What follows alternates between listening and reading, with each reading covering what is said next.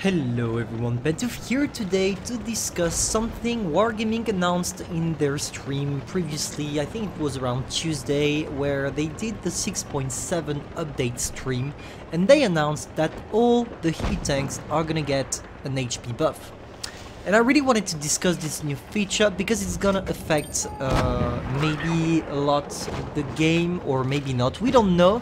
But it's gonna affect the game in some ways we don't know yet, and that's why I think we should anticipate by talking a bit about it right now. And so what makes it interesting is that I can do this video with my expectations and fears for this buff, and after I will see the result and maybe do an answer video to this one after, which makes it interesting.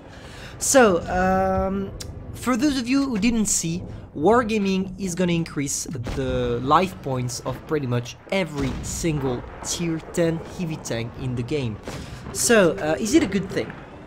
For now, in the current state of the game, the heavy tanks are in the majority being outperformed by other class. For example, the mediums. Mediums in this game are real shit, the mediums are the tanks you want to take, to carry everything. And I mean, it shouldn't be the case. It shouldn't be the case because heavy tanks are here to do the job. That's the kind of tank that should go in front. That's the kind of tanks that should sustain more. You know what I'm saying? I mean, it's heavies. Heavies are here to be at the front. They need to take shots. They need to be able to deal shots. And maybe Wargaming wanted to make them sustain longer, who knows. So now, why the buff? Of course they are underperforming, they should lead troops on the battlefield, and at the moment I don't feel like they are doing that. I mean, let's be honest, if you're a pro player, when you really want to do a lot of damage or a lot of wins, or be sure to do a good game, you go for a medium tank and not a heavy. At least that's my feeling about this. Maybe I'm wrong. Maybe some super Unicamps player are going for their heavies when they want to do a good game, but in my case, it's not. So also we can talk about the fact that heavies are dying too easily. What do I mean by that? Let's take a quick example. You're driving your medium, you go on one side of the map, and at the very last moment you realize, oh damn, my team is not following me, or oh damn, I need to go on another position. You can because the mobility will allow you to get out of your position. For the heavies, it's definitely not the same thing, except, of course, there are exceptions, but most heavies, when they are where they are not gonna be able to move anymore. And that's hard, at least to me, to say to myself, I know I'm gonna die because I went on the wrong side, but at least please allow me to do more damage, to sustain more before dying. If you're being rushed by 5 tanks and you're alone, you're in a medium, you can try to escape, and you can escape if you anticipate soon enough. When you're being pushed by 5 tanks and you're in a heavy tank, you're not gonna do anything except facing them. If you're lucky, they're gonna stay in the back and you're gonna be able to trade damage from a position where you can hold down, but in most cases they're just gonna jump on you and destroy you. So yeah, in this situation a heavy, an HP buff would be great, because it will allow you to sustain more and maybe do 1 or 2 more shots, which is gonna increase your average damage with the tank. But is it enough? Is it enough? In my opinion, yes. I think with this buff we should be able to see good heavies doing their job again on the battlefield. But will it really change something about the playstyle? Because let's face it, when a tank sees his life points being increased, it's more about the player than the tank itself, I mean for the buff, because it's not gonna change your playstyle. If you were already camping with an E100, having 500 more HP is not gonna change anything about it. You're still gonna camp. It's bad, don't camp in your E100, but that was to highlight what I was saying. maybe it will change for some players. They are gonna be more confident because they're gonna have more HP, so they're gonna be like, hey, you know what, I can maybe try to do this even if I lose 500 HPs, I don't care, because I have more HPs than I have had in the past.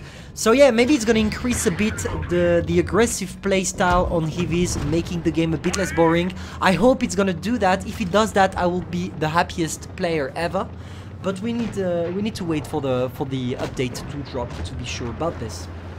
Also, concerning playstyle and concerning specific tanks, I think Wargaming is doing a good thing by buffing heavies, but they should be careful about how many HPs they are going to increase for some tanks. For example, let's talk about the Ice 4. The Ice 4 is already a great tank in its current state. It has 2.3k. Yeah, that's it. Yeah, 2.3k HP. It's gonna go from 2.3k to 2.7k, and the tank has everything. You have a good gun, you have a good penetration, you have a good reload, you have a good armor, you have a good mobility, you have everything with your Ice 4. And Wargaming is still buffing it. I mean, it's just for the other tanks to be fair, I guess. But if it's to be fair with all other tanks, why do we still have an FV1 215B at 2.1k? Because that's what is gonna happen. The FV 215B is gonna receive 100 HP buff. But this buff is just the previous nerf it received. It's just gonna cancel the previous nerf, because now the FV215B is at around 2k HP. So yeah, I guess I have the feeling that the only thing that is not gonna change concerning HPs, it's the FV215B. I mean, it's not the worst tank ever, so it should still be a good tank on the battlefield, but still, I feel like it's a bit unfair for this tank to be out of the competition for HPs than others. For example, the mouse is gonna receive 500. It's gonna come from 2.5k to 3k, and wow, that's gonna do a difference. It's gonna do in different HPs, but you know what? It's not gonna change much, because I mean, it's not having HPs that is gonna change a lot. Maybe it's gonna change one thing: when you are low life and you're hiding somewhere, you're gonna be able to sustain one more shot. It can outturn the battle. Let's be honest, having more HPs can definitely be something that is gonna allow you to win the battle. But it's gonna serve good players only, like all HP's buff do, because if you're already a bot with your mouse, you're still gonna be a bot with 500 more HPs. So yeah, I really feel like they are doing the right thing. I wonder if they increase all the HP's points of the tier 10, they're gonna do the same for tier 9s, etc. Because we also have a problem with tier 9s, because now it's gonna be harder for tier 9s to be able to destroy heavies, and tier 9s were already struggling against tier 10s, because of course there is a huge gap between tier 9s and the tier 10s, because tier 10s are the Super Saiyan version of tier 9s. Look at this, for example, the E75. The E75 is a great tank, it has a good alpha damage, but compare it to an E100. I mean, E100 has a 640 alpha damage, 2.7k HPs. Definitely, it's an overpowered E75, and that's gonna be a struggle for tier 9s now to face tier 10s. Is it a good thing for tier 9s? I would say no. For tier 10s, of course it is, because it's gonna make tier 10 battles more immersive, more challenging. And also, a good thing that is completely out of heavies or anything, if you increase the number of HPs of tanks at tier 10, you also allow yourself to do better ace tankers, because now maybe you're gonna be able to see more let's say 8k, 9k, and maybe 10k damage game. It's still gonna be extremely rare, of course, because not everybody can do 10k damage. I think it's, in the history of World of Tank Blitz, it only happened once, and it was I don't remember his name. He has a hard name, but yeah, you get the idea. And for this, it's also a good thing. So I would really love to know what you think about this buff.